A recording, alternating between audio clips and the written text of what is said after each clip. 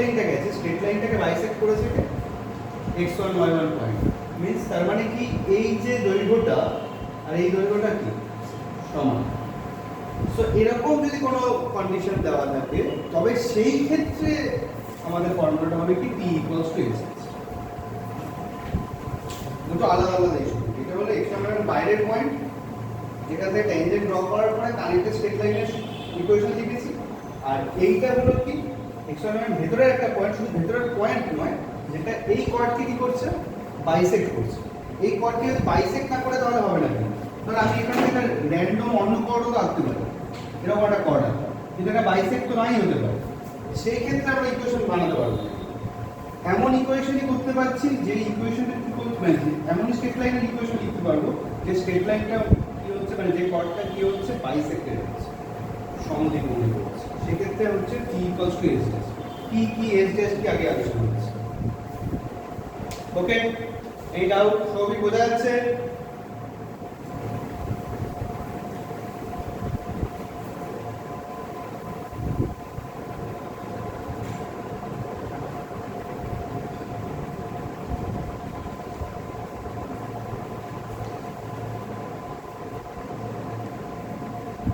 ওকে, আচ্ছা এরপরে দেখ চলে আসছে হলো ডায়ামিটার অফ অ্যান ইলিপস।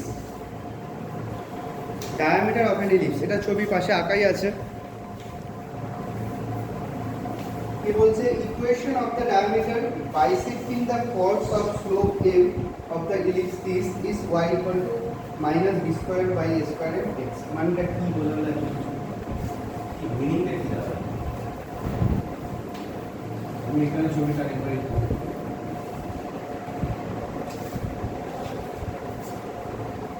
আর এই একটা ইলিপস আছে, ঠিক আছে? এই ইলিপসটা এরকম ভাবে কতগুলো স্ট্রেট লাইন যাচ্ছে। আচ্ছা এরা ক্যারেক্টারগত ভাবে কেমন স্ট্রেট লাইন লিখেছে? প্যারালাল আছে। এটা কি জানি প্যারালাল স্ট্রেট লাইনের কি সিমিলার স্লোপ, অবভিয়াসলি সিমিলার। তাহলে এদের প্রত্যেকেরই স্লোপ সেম, তো আমি বললাম এটা m, ঠিক আছে? এইবার বলছে যে equation of diameter বাইসেক্টিং the chords of slope m। এদেরকে ধর কোনো একটা ডায়ামিটার আছে, সে বাইসেক্ট করছে সিমিলার দৈর্ঘ্য, ঠিক আছে? তো এরকম ডায়ামিটারের ইকুয়েশন আমরা সরাসরি লিখতে পারি। যদি আমাদের উপবৃত্তটার সমীকরণ হয় স্ট্যান্ডার্ড সমীকরণ দিয়ে লেখা হচ্ছে এবং স্লোপ হয় m, তাহলে আমাদের ডায়ামিটারের ইকুয়েশন হবে কি y equals two minus b square m square x, y equals two minus b square square এমন লেখা আছে, ঠিক আছে? x। ওকে,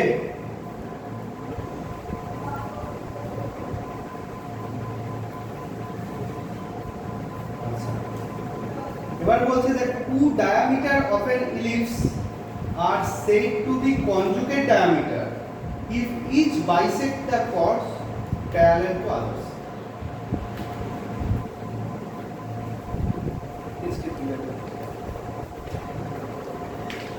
ছবিটা আঁকা একটু ডিফিকাল্ট, মানে মূল বক্তব্যটা কি, এই ডায়ামিটারটা যেমন এদেরকে বাইসেক্ট করলো, ধর এরকম যদি আরেকটা ডায়ামিটার পাই, সেই ডায়ামিটারটাও এদেরকে কোনোভাবে বাইসেক্ট করছে, সমান সমান দৈর্ঘ্যে ভাগ করছে, ঠিক আছে? তাহলে এই দুটো ডায়ামিটারকে আমরা কি বলতে পারি? কনজুগেট।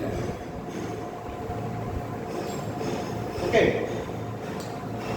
এবং এখানে তার নিচে থেকে একটা জিনিস লেখা আছে, কনজুগেট ডায়ামিটারের একটা রিলেশন হবে। কেসটা হলো একটা ডায়ামিটার যদি হয় y ইকুয়ালস টু m1x, আর একটা ডায়ামিটার যদি হয় y ইকুয়াল টু m2x, ঠিক আছে?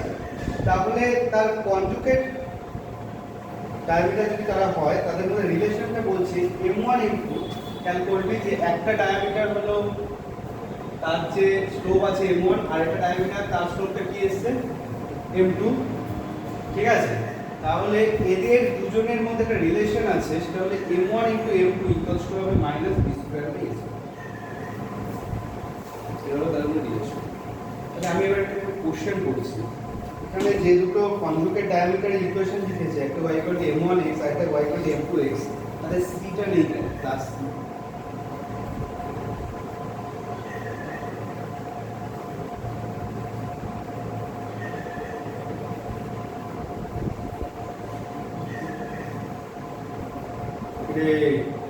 বল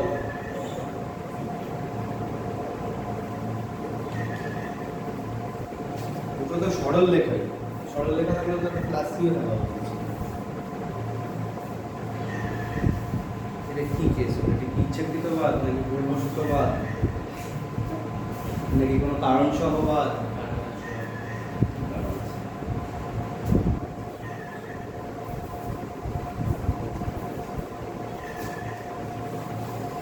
ফার্স্ট অফ অল ডায়ামিটার কোন জিনিস, এটা সার্কেলের সম্পর্কেও আমরা খুব ভালো করে বুঝি যে ব্যাস আর জ্যার মধ্যে পার্থক্য কি, what is diameter, what is cord.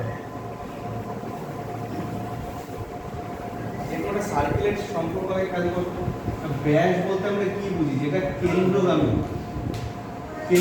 জ্যাকেই ব্যাস বলে, ছোটবেলায় বলতাম না, জ্যা যে কোনো মূল, তাই না? তাহলে ব্যাসকে অবশ্যই কি দিয়ে যেতে হবে, কেন্দ্র দিয়ে যেতে হবে। সেই আইডিয়াটা ইলিপসের ক্ষেত্রে একই থাকা উচিত। এক্স্যাক্টলি, কেন্দ্র দিয়ে যদি যায়, কেন্দ্র এখানে কত, এটা তো স্ট্যান্ডার্ড ইলিপস, তার কেন্দ্র কি 0 0, মূল বিন্দু দিয়ে যেটাই পাস করুক সেই সরল রেখা কনস্ট্যান্ট থাকে। মূল বিন্দুগামী যে কোনো সরল রেখা হোক বা যে কোনো কার্ভ হোক, তার কখনো কনস্ট্যান্ট থাকবে না।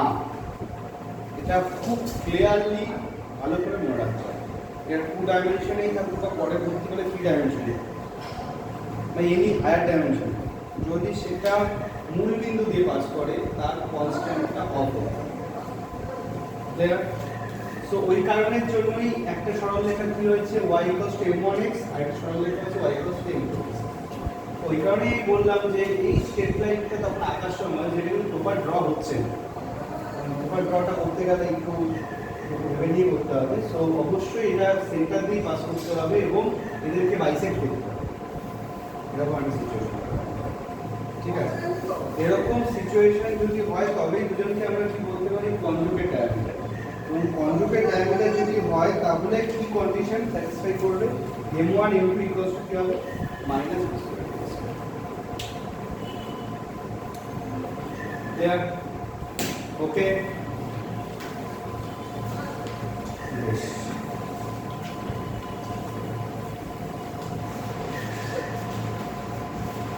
এরপরে দেখ হাইপারবোলার পোর্শনটায় চলে আসি। হাইপারবোলার পোর্শনে স্টার্টিং জিনিসগুলো সিমিলারিটি রেখেই চলছে, কোনো সমস্যা কিছু নেই।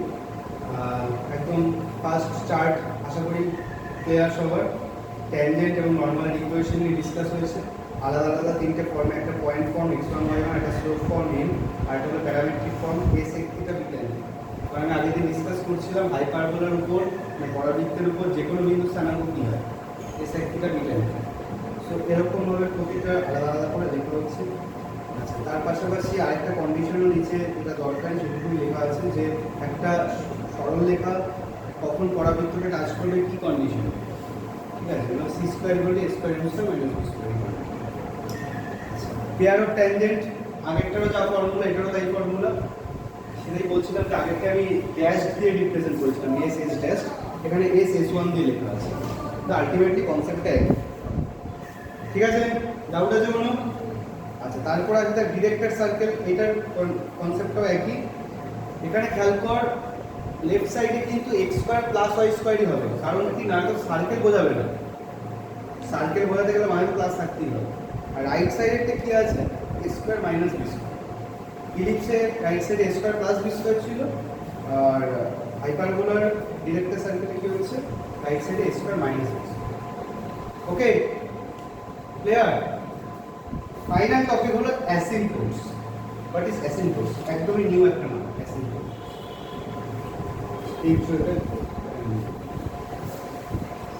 আচ্ছা, এটা মুছে দিচ্ছি।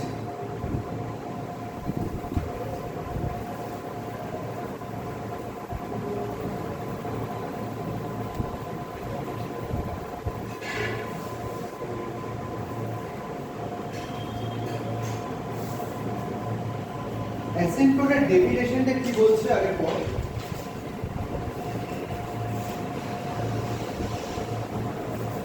Asymptote বলছে an asymptote to a curve is a straight line to which the tangent to a curve tends to zero as the point of contact goes to infinity.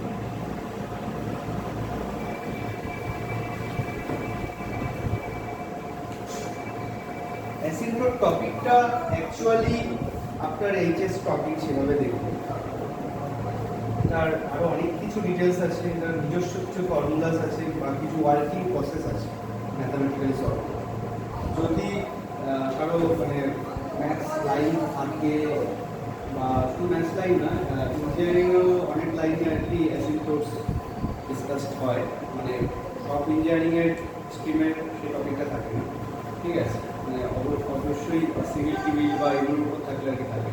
আর এমনি ম্যাথস অনার্স বা পাসের ক্ষেত্রে অ্যাসিম্পটোটের অনেক কিছু বিভিন্ন রকম বিষয় রয়েছে, ঠিক আছে। তো আমি এখানে একটা শর্ট ভিউটু কাজে লাগছে। আগে বোঝা যাক যে একটা অ্যাসিম্পটোট, প্রথম কথা অ্যাসিম্পটোট তারই হয় তাকে অবশ্যই একটা ইনফাইনাইট কার্ভ হয়।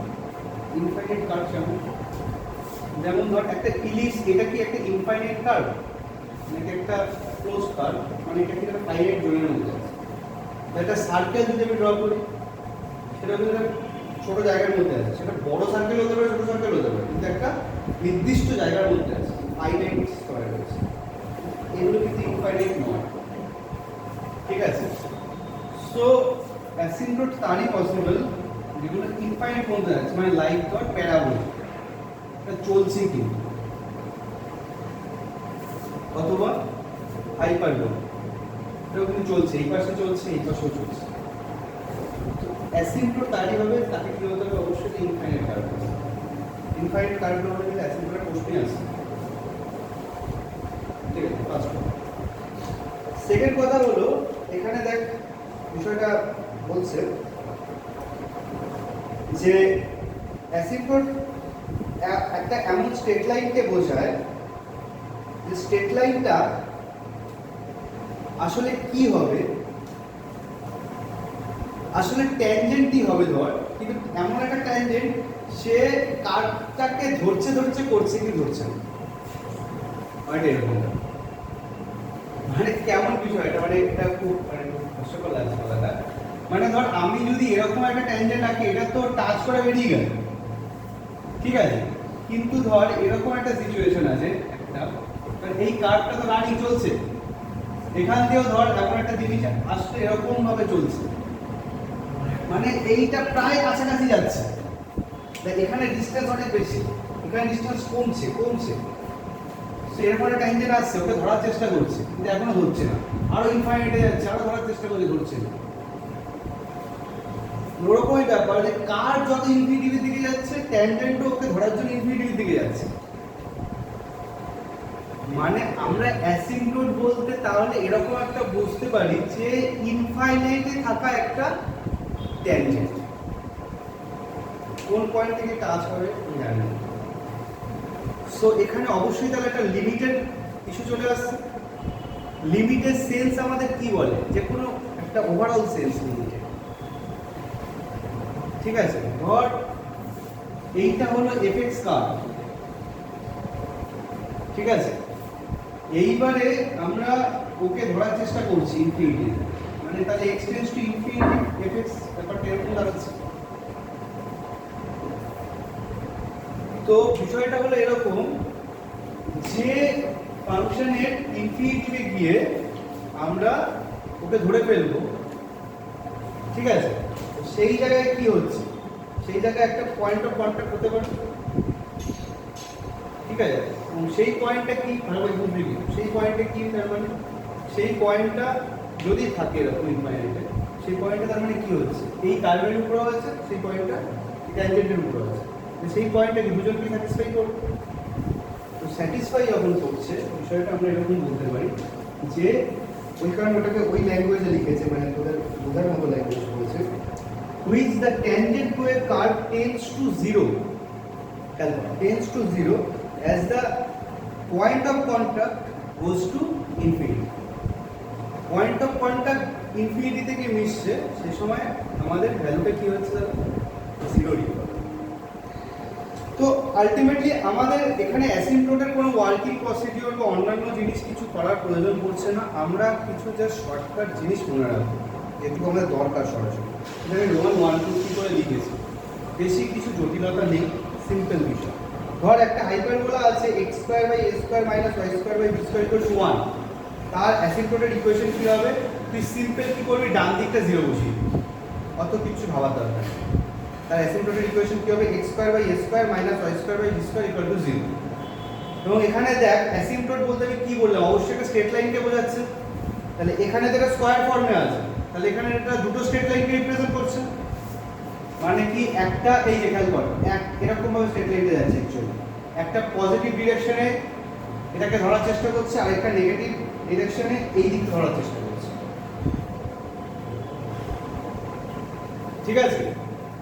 সো একটা এই অ্যাসিম্পটোটকে বোঝাচ্ছে, আর এটা বলতে পারি তাহলে এই অ্যাসিম্পটোট। সো এই কারণে দেখ আমরা এখানে আলটিমেটলি পেয়েছি কি y equals to plus or minus b by ax, ওইটা থেকেই পেয়েছি। এটা লেখা হলো ইকুয়াল টু 0 করে, ওখান থেকে ওর মধ্যে রাইট সাইডে নিয়ে গিয়ে আন্ডার রুট করে দিলেই তো এটা পেয়ে যাচ্ছে y equal to plus or minus b by ax। Clear কথাটা? এইভাবে আমরা অ্যাসিম্পটোট পেয়ে যাচ্ছি। অ্যাসিম্পটোট বলতে আমরা সেই ট্যানজেন্টকে বুঝবো যে ইনফাইনাইটে কোনো ইনফাইনাইট কার্ভকে ধরার চেষ্টা করছি। ব্যাস। আচ্ছা, রোমান 2 কি বলছে? Asymptotes of xy equal to c square. কি করব? কিছুই না, রাইট সাইডে 0 লিখে দেব। xy ইকুয়াল টু সিম্পল 0 হয়ে গেল। আচ্ছা, আর কি বলছে? Angle between two asymptotes. এই যে খেয়াল কর, অ্যাঙ্গেল বিটুইন টু অ্যাসিম্পটোটস, এই যে এখানে অ্যাঙ্গেলটা কত হচ্ছে সেটা আমরা কিভাবে বের করতে পারি? এটা দিয়ে tan theta equals to 2ab by a square minus b square, এটা অ্যাপ্লাই করে করতে পারি। অথবা এখান থেকে আমরা একটু ইনভার্সের কনসেপ্ট থেকে এটাকে 2 tan inverse b by a তো করতে পারি।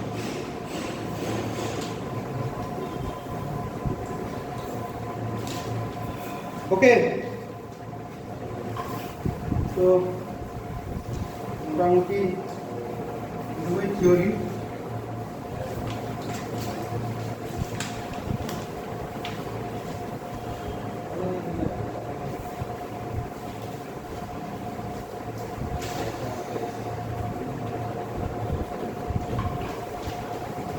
দু একটা প্রবলেম আমার যেটা অবভিয়াস অবজারভেশনে ছিল, আমি আগে দু একটা প্রবলেম একটু ডিসকাস করছি, তারপরে সময় বুঝে যেগুলো ডাউটস দিয়েছিল কিছু পরের দিন তারপরে ডাউটসে কন্টিনিউ করা যেতে পারে, কোনো অসুবিধা নেই।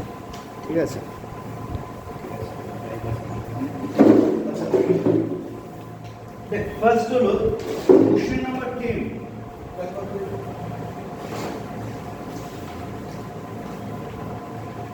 Question number 10. কি বলছে? The equation of the chord joining 2 points x1 y1 and x2 y2 on the hyperbola xy equal to 6.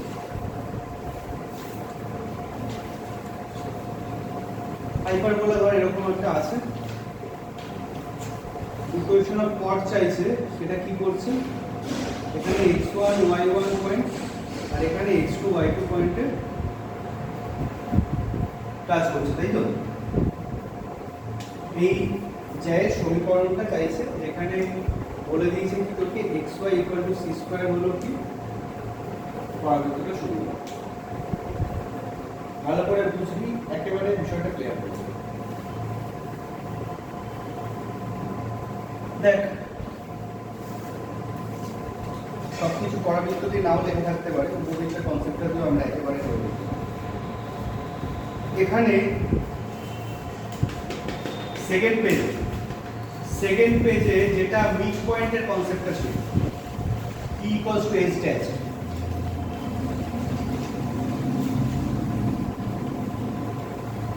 E equals to H dash কি বললো? কোন একটা কর্ড যদি কোন একটা বিন্দু দিয়ে বাইসেক্টেড হয়, সমান সমান দৈর্ঘ্যে ভাগ হয়, সেই ক্ষেত্রে এই ইকুয়েশনটা কি হয়? T equals to H dash। এই সঙ্গে এখানে যেটা অ্যাপ্লাই করব, স্যার কি বলবো? বাইসেক্টেড পয়েন্ট আমরা নিজেরা বের করব। এই দুটো বিন্দু তোকে দিয়ে দিয়েছে, তাহলে এটার মধ্যবিন্দু কত? x1 plus x2 by 2 y1 plus y2 by 2। আমরা আমাদের সুইটেবল জায়গায় নিজেরা বানিয়ে নিই, বাইসেক্টের এখানে কোনো উল্লেখ করেনি, উল্লেখ করলে তো অবভিয়াস ওইভাবেই করব, মেনশন করেনি, কিন্তু বাইসেক্টেড পয়েন্টটা তো বের করতেই পারছি, এর মধ্যবিন্দু বের করব। তাহলে তুই যেই মধ্যবিন্দু পেয়ে গেলাম, এবার আমরা সমীকরণটা বের করার জন্য এটাকে অ্যাপ্লাই করি। তাই কিভাবে অ্যাপ্লাই করব তাহলে বল কি হবে? তাহলে হলো আমাদের প্রথম কথা হলো ট্যানজেন্টের equation xy equal to c square আছে। আচ্ছা xy equal to c square এর ট্যানজেন্ট ইকুয়েশন বলেছিলাম আমরা, তুমি বলেছিলে xy equal to c square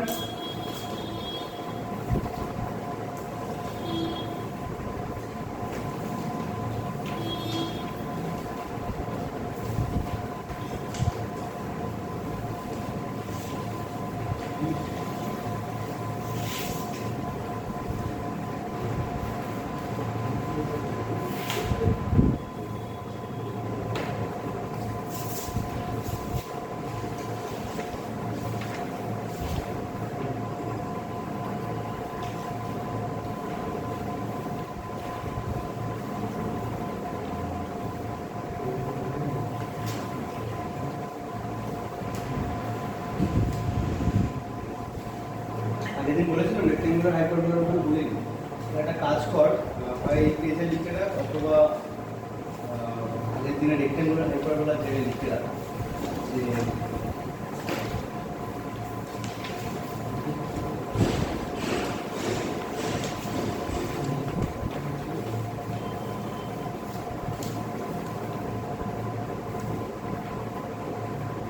tangent to the rectangular hyperbola, tangent to the rectangular hyperbola, xy equal to c square, tangent to the rectangular hyperbola xy equal to c square at alpha comma beta দিয়ে লিখলাম, at alpha comma beta will be, at alpha comma beta will be, এটা হবে x alpha plus y beta equals to 0, x alpha plus y beta equals to 0, ঠিক আছে? So আমরা বল এখন যদি এই ফর্মুলাটা অ্যাপ্লাই করি t equals to h dash formula, কি লিখব? t means কোন পয়েন্টে আমরা ট্যানজেন্টের ইকুয়েশন বের করব? মিড পয়েন্টে লিখতে পারছি, সেই মিড পয়েন্টের হেল্প নিয়ে এর ট্যানজেন্ট ইকুয়েশন লিখব। আমি যে থিওরিটা বলার সময় সেটাই বলে দেব, মিড পয়েন্ট যখন x1 y1 ছিল সেটা দিয়ে ট্যানজেন্টের ইকুয়েশন। সো এইটা দিয়ে এইটার ট্যানজেন্টের ইকুয়েশন আমরা কি লিখব? তাহলে আলফার জায়গায় কি বসবে? x1 x2 2, তাহলে কি হবে? x x1 x2 2 plus y y1 y2 2, okay, equals to h dash কি হবে? h dash বলতে কি বললাম? h dash বল বা s1 বল যাই বল না কেন, এই বিন্দুটা দিয়ে একে কি করতে হবে? স্যাটিসফাই করে বসতে হবে। তাহলে কত বসবে? xy minus c square হিসাবে বসবে, তাহলে x1 x2 2 into y1 y2 2 minus c square, এটা আছে।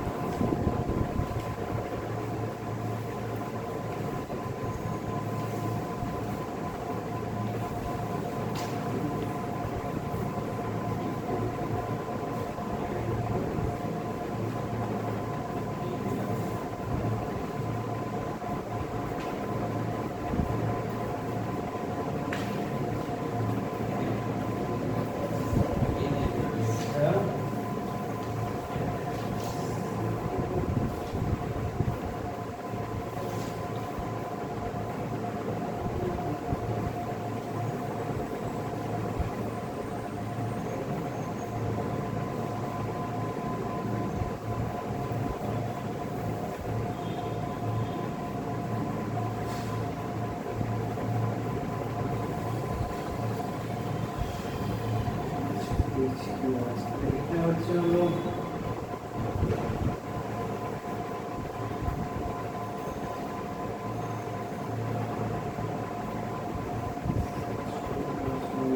y1 plus y2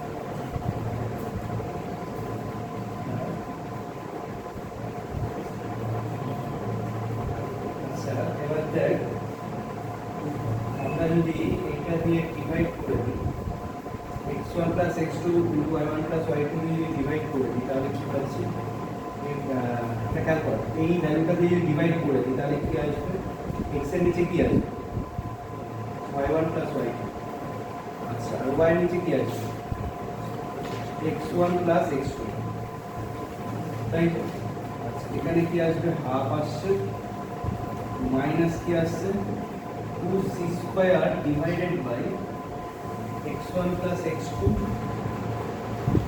y1 plus y2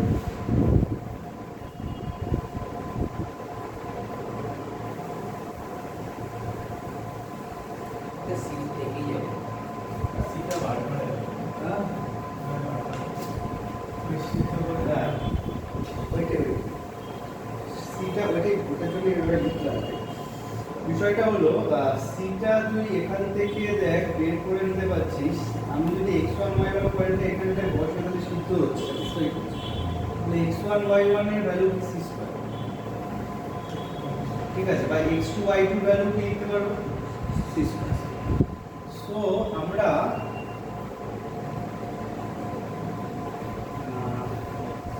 এখানটায়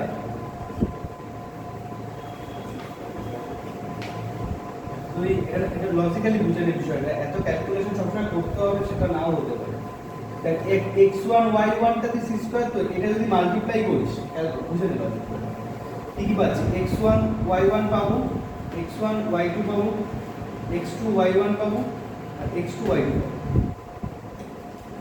সো ওখানটায় আমরা c এর ভ্যালুটা বসাতে পারবো মানে যেগুলো কি হচ্ছে x1 y1 সেখানে তো ভ্যালু c স্কয়ার বসাতে পারবো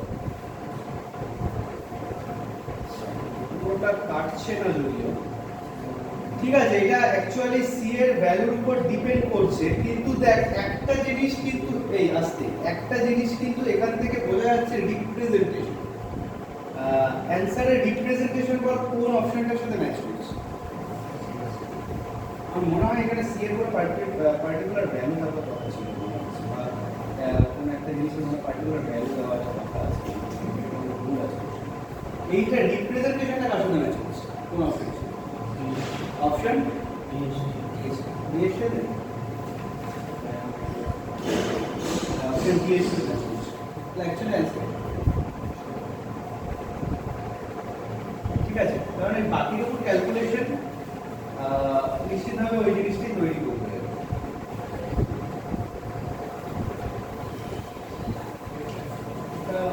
স্যার তার মানে এরকম টাইপের প্রশ্নগুলো তো মানে রিপ্রেজেন্টেশনটা ম্যাটার করছে মানে এরকমই হবে এই জন্য রাখতে পারবো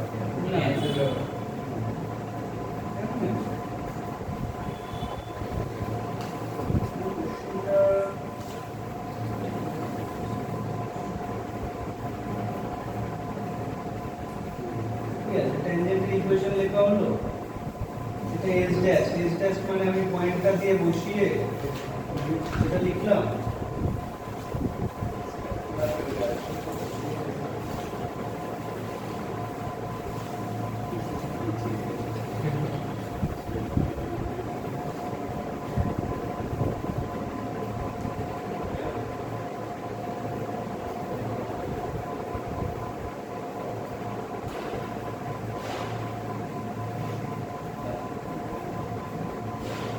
ঠিক আছে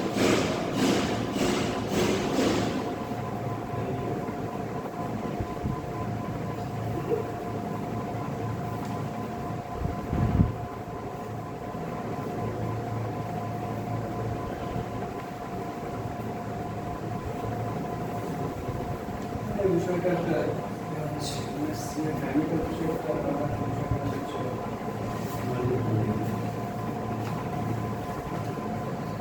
ঠিক আছে, তাহলে এইরকম ভাবে বিষয়গুলোকে কাজে লাগাতে হবে, বুঝলি? অথবা ধর এই অঙ্কটা আরেকটা একটু দেখতে পারি, এটা অ্যাসিম্পটোটের উপরে আছে। প্রবলেম নাম্বার 19 বলছে দেখ, if E is the eccentricity of this and theta be the angle